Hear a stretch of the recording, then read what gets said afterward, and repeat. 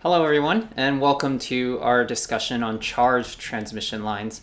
So as you'll recall, we can, in our little model of how we describe the behavior of transmission lines, we treat them as infinitesimally short segments of series inductances and shunt capacitors, right? And so you can picture just all these microscopic inductors and capacitors all connected together, and that is your transmission line.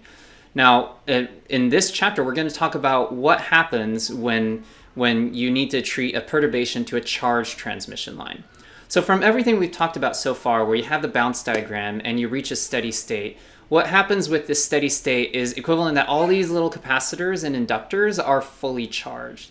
And so then when a perturbation happens, like if you switch it to a different circuit, or if, say, the generator voltage turns off, any kind of change will be a little bit different than all the initial exercises we've looked at where we just started with an uncharged transmission line.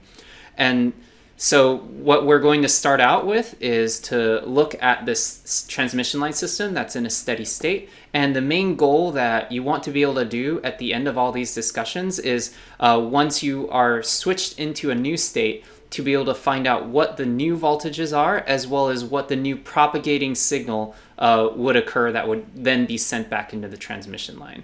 So again, we are at a steady state. In this case, it's not uncharged, but then when the situation changes, there's going to be imbalance at that junction, right? And so for the universe to not blow up and for the energy to be conserved, where does all that extra energy go? That's right, it gets sent down the transmission line.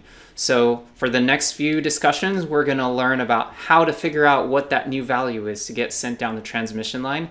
And then from that, you'll be able to not always have to rely on the assumption that the circuit is in charge in order to be able to analyze it.